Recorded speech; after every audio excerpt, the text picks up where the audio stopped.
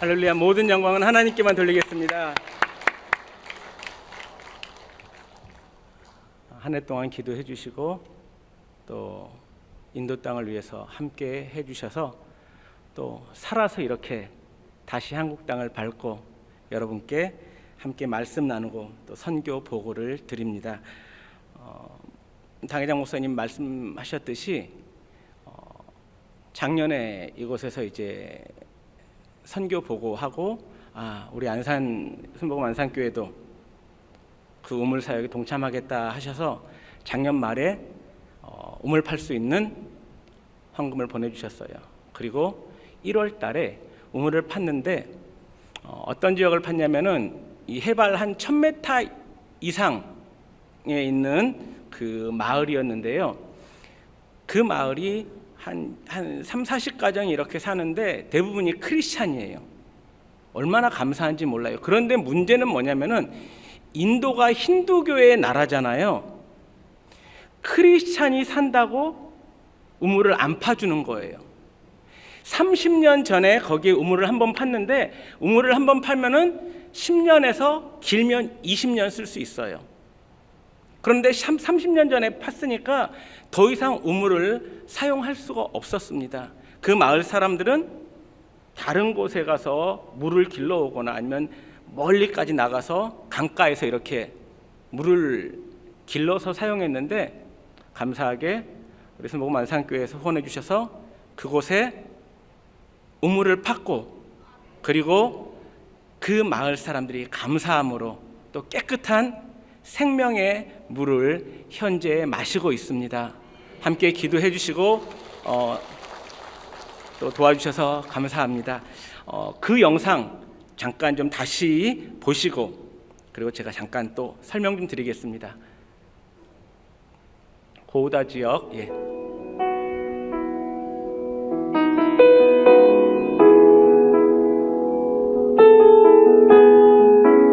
제가 말씀드렸듯이 어려운 지역인데요. 내게로부터 눈을 들어 주를 보기 시작할 때 주의 일을 보겠네. 약 200피트 60m 이상 파니까 그때부터 물이 좀 나오기 시작했어요. 저렇게 하늘에 꿈꾸게 하네. 주님을 물이 막 이렇게 나오고 있죠. 할렐루야. 성령이 나를 변화시켜. 네, 감사합니다. 여러분들이 함께 기도해 주시고 또 이렇게 섬겨 주셔서 정말 인도 땅에서 핍박받으면서 신앙을 지키는 그 사람들에게 귀한 생명의 물을 함께 나눌 수 있었습니다. 앞으로도 선교지를 위해서 계속 기도해 주시고요.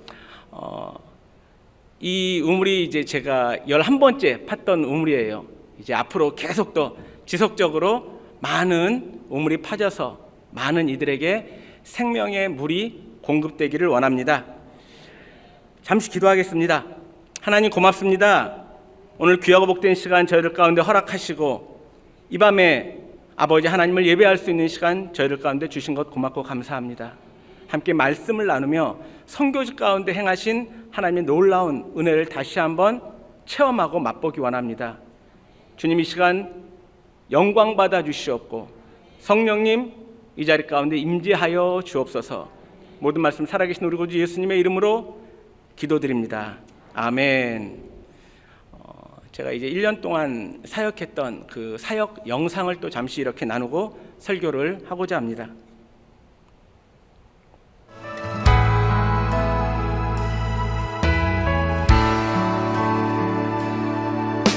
여러분들이 알듯이 인도는 세계 제1의 인구 대국입니다. 그리고 인구의 약 80% 이상이 힌두교인 나라입니다.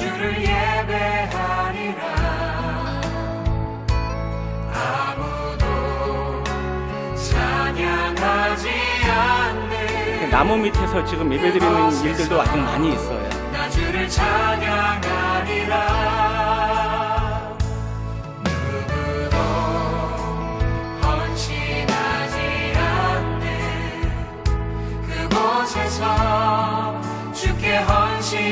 가정 형편 때문에 공부할 수 없는 아이들을 지금 지원해주고 그 아이들을 공부를 시키고 있습니다. 이 아이들과 올 2월 달에 바닷가로 소풍을 갔습니다. 이 아이들이 태어나서 바닷가 처음 가본대요.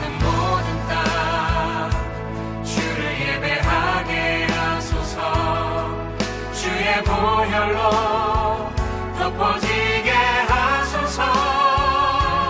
내가 선이고 주의 거룩한 곳 되게 하소서. 주의 향기로 물들이소서. 그리고 여러분이 아까 보셨듯이 물로 인해서 어려움을 겪는 지역에 또 우물도 파주고 있습니다.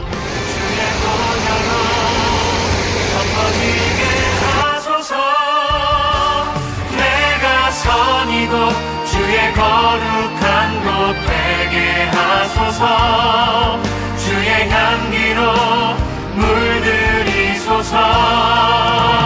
우리 교회가 필요한 곳에 이렇게 교회를 건축해주고 있습니다.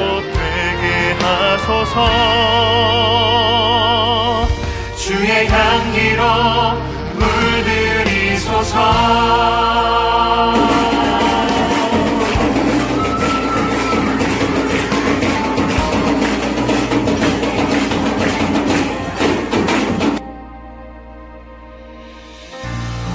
할렐루야. 선교지 위해서 함께 기도해 주셔서 감사합니다.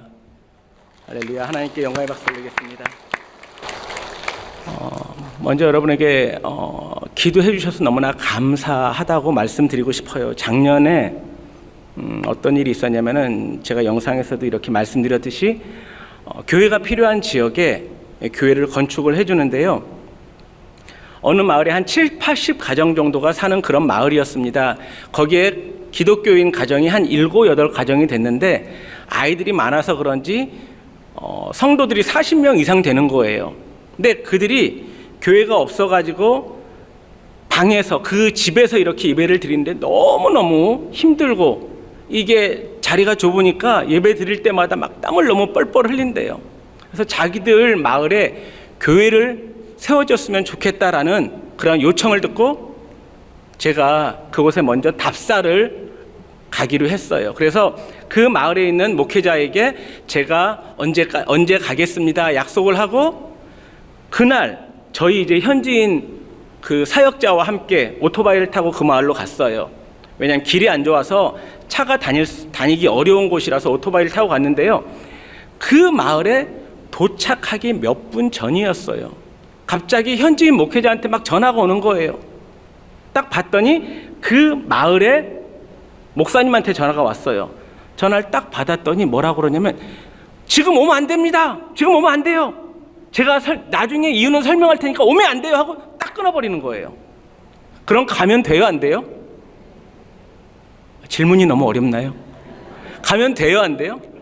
안 되죠. 오지 말라고 그랬는데 가면 안 되죠. 그래서 가다가 말았어요. 거의 도착했는데 그리고 나서 며칠 있다가 그 마을에 목사님이 와서 얘기를 했는데 그 당시에 상황을 설명하더라고요.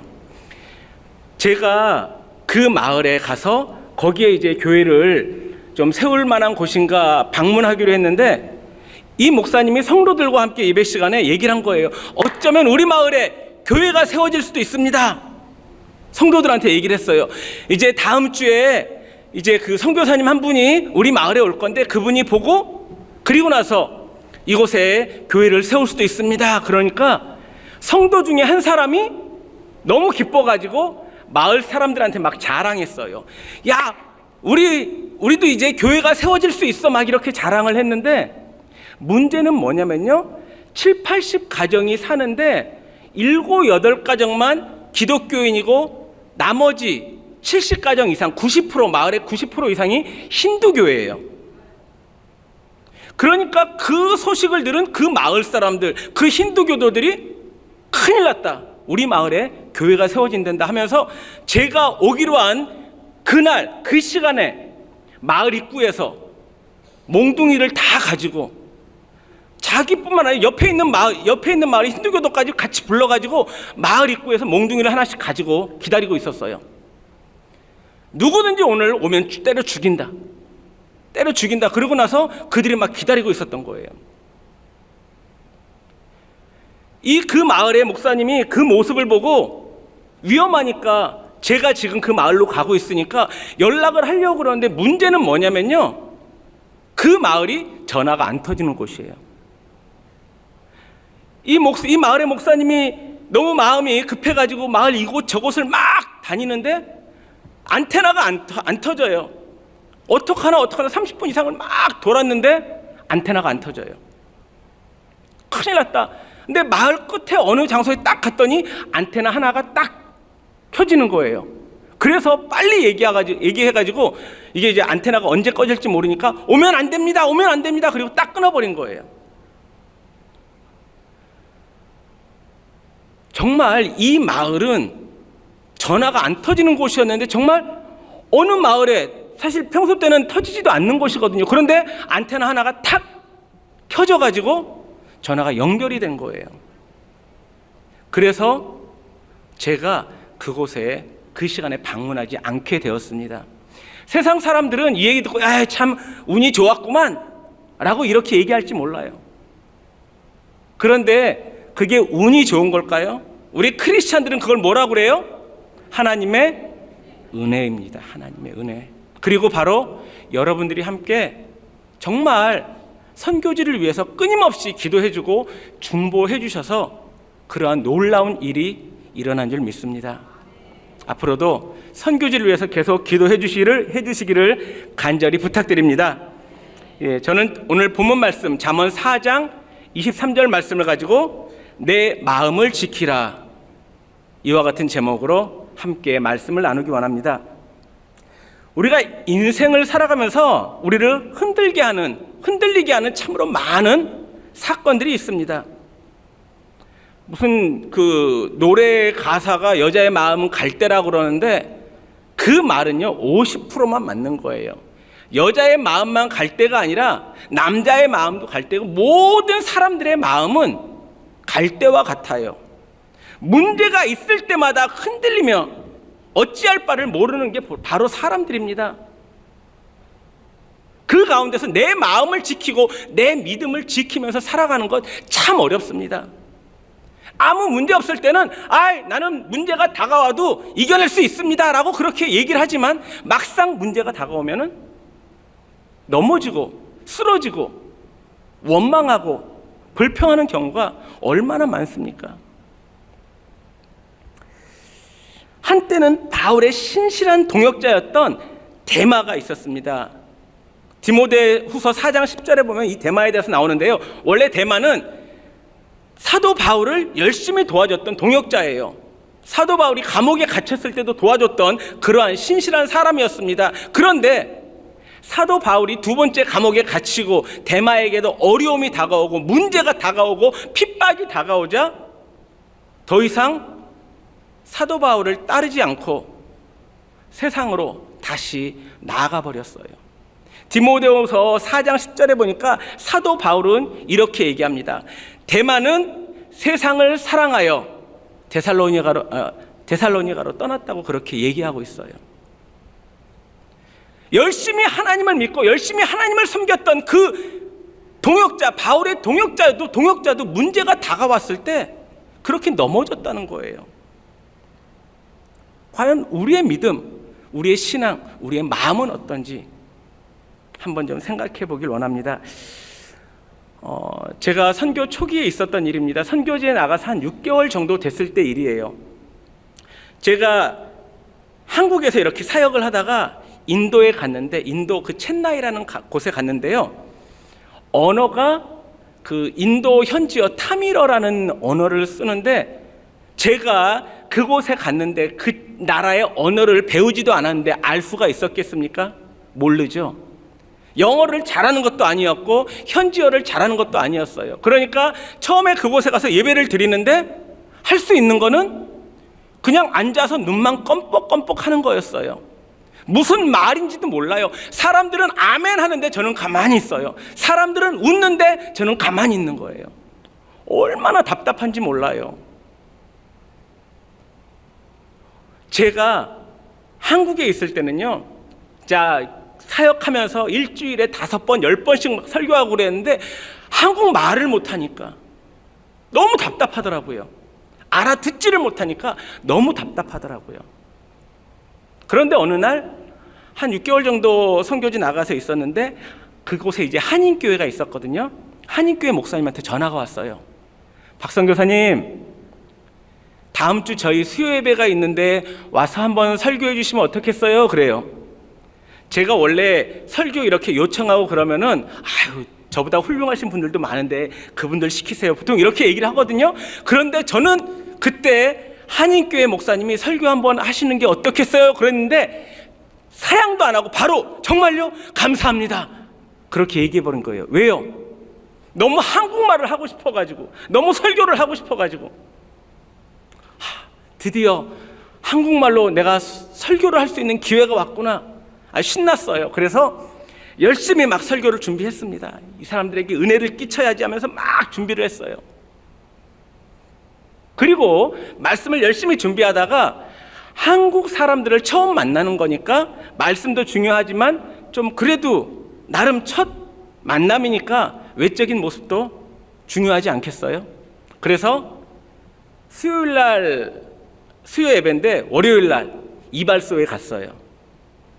이발소에 딱 가서 이제 머리를 깎으라고 해야 되는데 이발사가 어느 나라 사람이에요?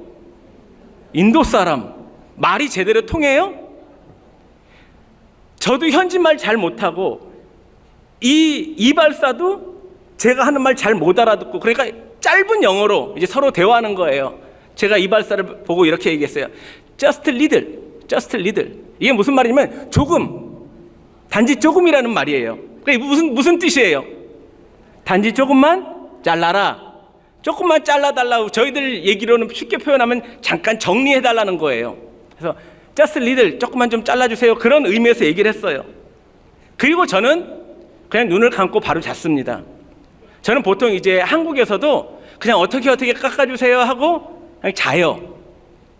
왜냐면은 이거 이렇게 하면 안 돼, 이렇게 하면 안 되는데 그러면은 이게 이발사분이 더 헷갈리니까 그냥 맡겨놓고 자요. 거기서도 그랬어요. 맡겨놓고 그냥 잤습니다.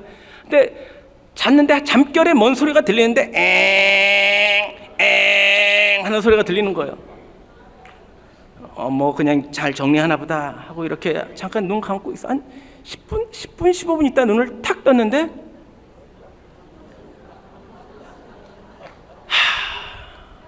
거울 속에 비친 제 모습을 보고 저는 깜짝 놀랄 수밖에 없었습니다.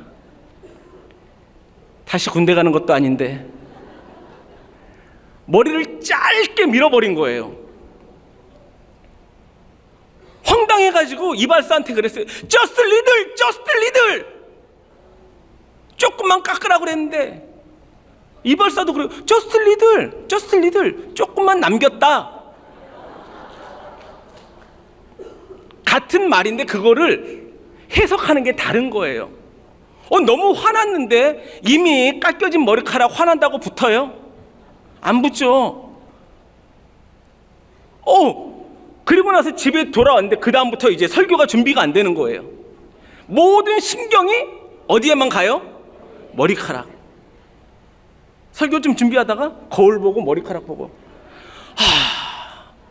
막 설교가 진짜 손에 안 들어와요.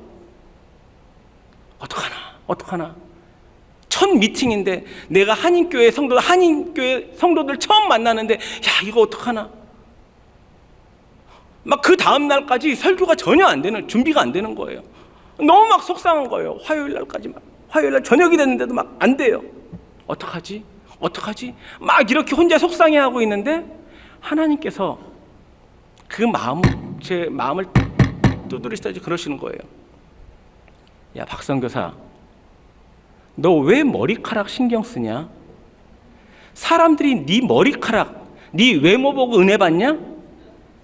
너 자꾸 딴 거에 신경 써서 내가 너 말씀에만 집중하라고 일부러 짧게 깎게 만들었다. 그런 마음을 탁 주시는 거예요. 그러니까 제가 순간적으로 번쩍 했어요. 그렇구나. 그렇구나. 내가 착각하고 있었구나. 내가 말씀을 전할 때 말씀을 통해서 사람들이 은혜 받고 그 말씀이 역사하는 거지. 누가 성도들이 내 머리카락, 내 외모 보고 은혜 받나? 내가 착각했구나. 내가 내 마음을 지키지 못했구나. 온전히 말씀에만 집중하고 하나님께 집중해야 되는데 그렇게 하지 못했구나. 제 외적인 모습은 하나도 안 변했어요. 그런데 하나님께서 그 마음을 주시자 마음이 편해지더라고요. 그래서 말씀을 집중하고 그 다음날 설교에 최선을 다할 수 있었습니다. 그리고 나서 며칠 있다가 저희 현지인 교회 성도 집에 신방을 가게 됐어요. 신방을 딱 이렇게 갔는데 잠깐 예배 드리고 이제 예배 딱 드리고 그 사람들이 뭘 하는데 갑자기 배가 아픈 거예요. 화장실 어디 있냐고 그래서 화장실을 갔어요. 그리고 나서 급하게 볼일을 딱 봤는데 우리는 화장실 가면 뭘 써야 돼요? 휴지, 화장지를 써야 되는데 거길 딱 보니까 있는 거라고는 옆에 수도꼭지 하나랑 바가지밖에 없는 거예요. 어떻게 해요? 닦아야 되잖아요. 그래서 인도 사람들은요 왼손으로는 볼일 본 거 닦고요 오른손으로 밥을 먹어요. 저도 이제 우선 해야 되니까 왼손으로 하려고 그러는데 안 되는 거예요. 평소 때 안 해봤잖아요. 저 오른손잡이니까 보통 이제 휴지 갖고 오른손으로 이렇게 닦는데 안 돼요. 왼손은 안 되더라고요. 그래서 할 수 없이 오른손으로 닦고 깨끗이 손을 씻고 나왔어요. 그런데 손을 씻고 딱 나왔는데 저희 성도가 그 사이에 밥을 차려놨어요. 제가 조금 전에 뭐라고 그랬어요? 인도 사람들은 왼손으로 닦고 오른손으로 어떻게 한다고요? 밥을 먹는다고요. 숟가락, 젓가락 없어요. 안 사용해요. 그 사람들은 손으로 먹어요. 손으로 먹는 게 제일 깨끗하다고 생각을 해가지고. 제가 지난주에 그 사건이 없었으면은, 한인교회 그 사건이 없었으면은 아마 어떻게 방금 전에 바로 이거 볼일 봤던 건데 이걸로 어떻게 먹어라고 그렇게 생각했을지 모르는데, 그래, 이게 뭐가 중요해? 나 손 깨끗이 씻고 나왔는데 뭐가 중요해? 그래, 무슨 상관이 있어? 해서 맛있게 밥을 먹었어요. 맛있더라고요. 아무 상관없거든요. 중요한 건 우리 마음이에요. 외적인 거 상관이 없습니다.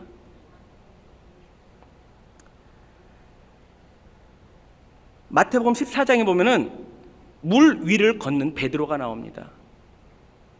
베드로가 물 위에 계신 예수님을 봤어요. 예수님을 보고 예수님, 내가 그곳에 가겠습니다 라고 그랬을 때 예수님께서 와라 말씀하셨어요. 그 말씀을 듣고 베드로가 물 위를 걷습니다. 그런데 한참 걷다가 갑자기 바람이 치고 파도가 이니까 이 베드로가 파도를 보더니 갑자기 겁이 난 거예요. 그러더니 조금 전 예수님만 바라보고 나갔을 때는 괜찮았는데 파도를 보고 겁을 먹으니까 물속에 빠져버린 거예요. 예수님 살려주십시오. 베드로가 예수님을 보고 나아갔을 때는 아무 문제가 없었는데 예수님이 아닌 주변 환경을 바라봤을 때 베드로는 물속에 빠질 수밖에 없었다는 거예요.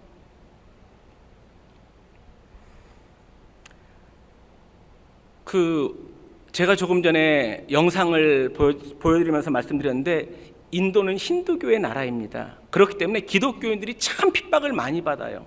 기독교인이라고 물 못 사용하게 하고, 기독교인이라고 일 못하게 하고, 기독교인이라고 때로는 차별받고, 그런 일들이 얼마나 많은지 몰라요. 그런데 그 어려움 가운데서도 그들은 자신들의 마음, 자신들의 믿음을 지키면서 나아간다는 겁니다. 왜요? 그들의 마음, 그들의 믿음, 그들의 소망은요, 이 땅에 있는 게 아니라 영원한 하늘나라, 하나님만 바라보기 때문에 가능했던 거예요. 죽기까지 주님을 따랐던 스데반, 그는요 하나님을 향한 그 마음이 변하지 않았어요. 끝까지 믿음을 지키고 나아갔습니다. 믿음이 기네, 믿음이 기네, 주 예수를 믿음이 온 세상 이기네.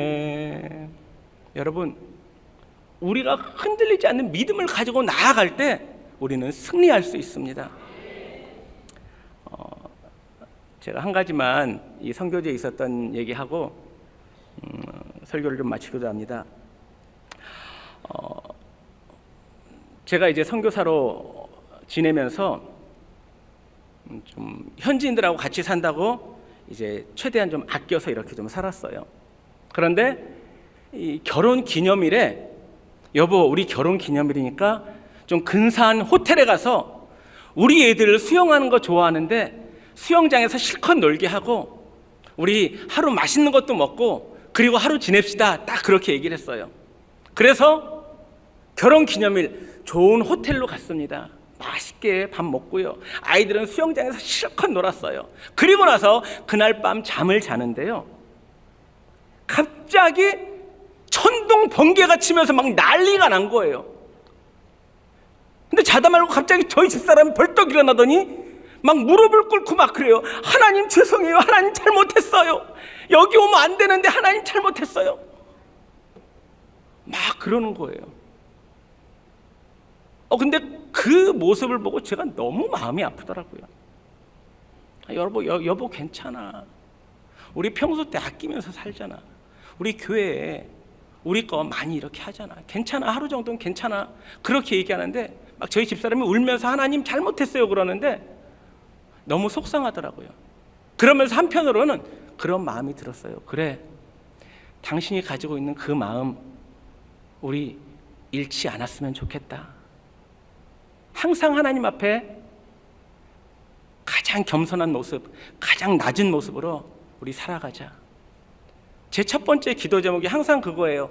첫 마음을 잃지 말자. 내가 처음 가졌던 전도사로서 맨 처음 시작했을 때 그 마음, 선교사로서 처음 시작했을 때 그 마음을 잃지 말자. 살다 보면은 자꾸 그 자리에 익숙해져 가지고 내가 그 첫 마음을 잃어버릴 때가 얼마나 많은지 몰라요. 자꾸 세상 것 바라보면서 내가 인정받기 원하고 겸손한 마음을 우리가 잃어버릴 때가 참 많아요. 주님만 바라봐야 되는데 주님이 아니라 세상을 바라보고 그것 때문에 우리가 쓰러지고 넘어질 때가 너무나 많이 있다는 겁니다. 그 청년들이 좋아하는 찬양 중에 그 예수의 길이라는 찬양이 있어요. 그 예수의 길이라는 찬양에 그 후렴부에 보면 이렇게 그 찬양 가사가 되어 있습니다. 예수의 길, 그 좁은 길 나는 건네 주 손잡고 그 무엇도 두렵지 않네.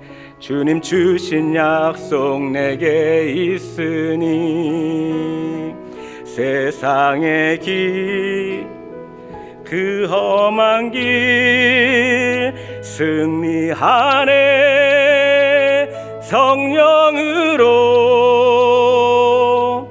그 무엇도 바라지 않네.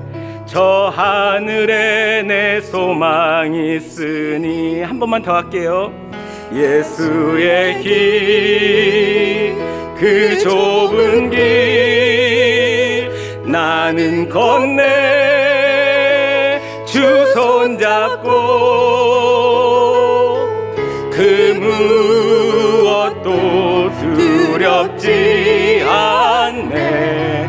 주님 주신 약속 내게 있으니 세상의 길, 그 험한 길 승리하네 성령으로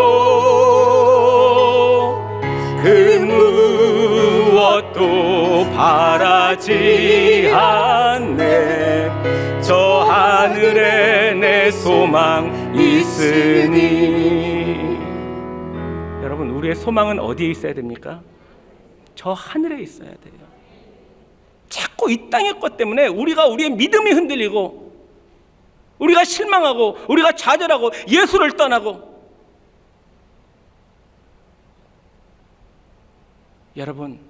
여러분의 소망 하늘에만 두길 바랍니다.